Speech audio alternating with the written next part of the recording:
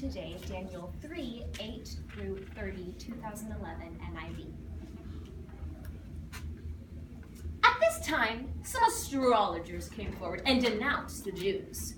They said to King Nebuchadnezzar, "May the king live forever. Your Majesty has issued a decree that everyone who hears the sound of the horn, flute, zither, lyre, harp, pipe, and all kinds of music must fall down and worship the image of gold, and that whoever does not fall down and worship will be thrown into a blazing furnace. But there are some Jews, whom you have set over the affairs of the province of Babylon, Shadrach, Meshach, and Abednego, who pay no attention to you, your Majesty. They neither serve your gods nor worship the image of gold you have set up."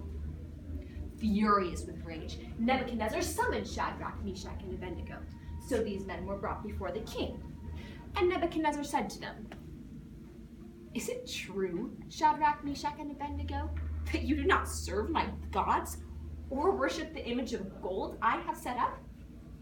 Now, when you hear the sound of the horn, flute, zither, lyre, harp, pipe, and all kinds of music, if you are ready to fall down and worship the image I made, very good. But if you do not worship it, you will be thrown immediately into a blazing furnace. Then what God will rescue you from my hand?" 44. Shadrach, Meshach, and Abednego replied to him, "King Nebuchadnezzar, we do not need to defend ourselves before you in this matter. If we are thrown into the blazing furnace, the God we serve is able to deliver us from it, and he will deliver us from your Majesty's hand. But even if he does not, we want you to know, your Majesty, that we will not serve your gods or worship the image of gold you have set up." Then Nebuchadnezzar was furious with Shadrach, Meshach, and Abednego, and his attitude toward them changed. He ordered the furnace heated 7 times hotter than usual and commanded some of the strongest soldiers in his army to tie up Shadrach, Meshach, and Abednego and throw them into the blazing furnace. So these men, wearing their robes, trousers, turbans, and other clothes, were bound and thrown into the blazing furnace. The king's command was so urgent and the furnace so hot that the flames of the fire killed the soldiers who took up Shadrach, Meshach, and Abednego. And these 3 men, firmly tied, fell into the blazing furnace. Then King Nebuchadnezzar leaped to his feet in amazement and asked his advisors, "Weren't there 3 men that we tied up and threw into the fire?" They replied, "Certainly, your Majesty." He said, "Look, I see 4 men walking around in the fire, unbound and unharmed.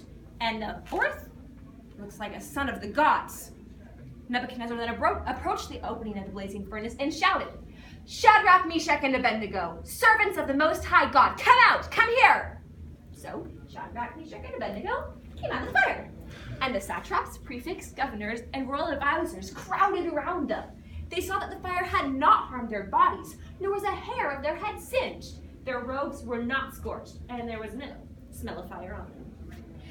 Then Nebuchadnezzar said, "Praise be to the God of Shadrach, Meshach, and Abednego, who has sent his angel and rescued his servants.